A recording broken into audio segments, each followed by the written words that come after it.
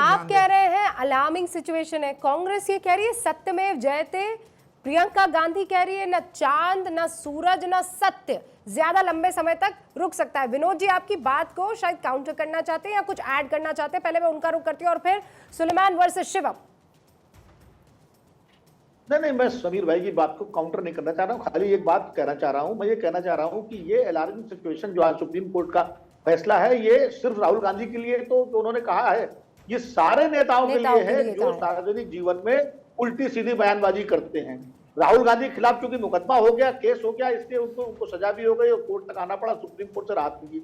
बहुत सारे नेता बहुत कुछ बोलते हैं लेकिन उनके खिलाफ क्योंकि मुकदमा नहीं होता इसलिए निकल जाते हैं। लेकिन अब जो है मुझे लगता है ये मुकदमेबाजी का दौर शुरू होगा। हो सकता है तमाम दूसरे नेताओं पर भी लोगों की भावनाएं आहत हों और मुकदमे हों, तो इसलिए सुप्रीम कोर्ट ने कहा है कि भैया बोलो तो संभल के बोलो।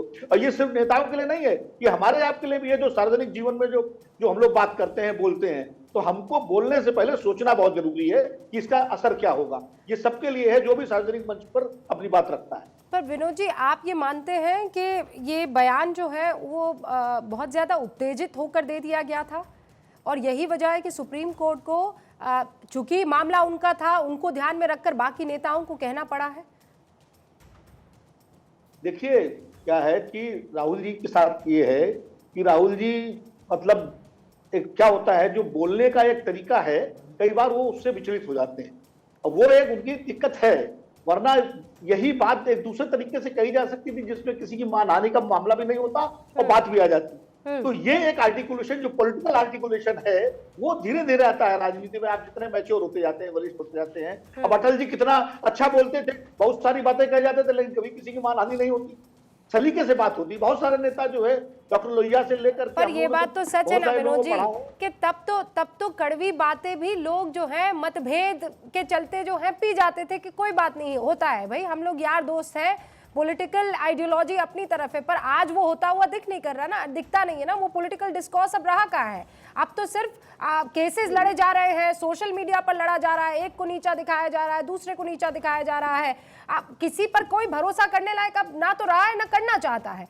लेकिन यहाँ पर सुलेमान साहब, ये विनोद अग्निहोत्री जी जो कह रहे हैं कि अब इस बात का ख्याल रखना होगा कि अब जिस तरीके के, क्योंकि राहुल गांधी पर अब पूरा दारोमदार है, सिर्फ अपनी पार्टी का नहीं, चाहे वो संयोजक चुने जाए कि नहीं चुने जाए, लेकिन देश में जो परसेप्शन है उनको उसे लेकर आगे बढ़ना होगा।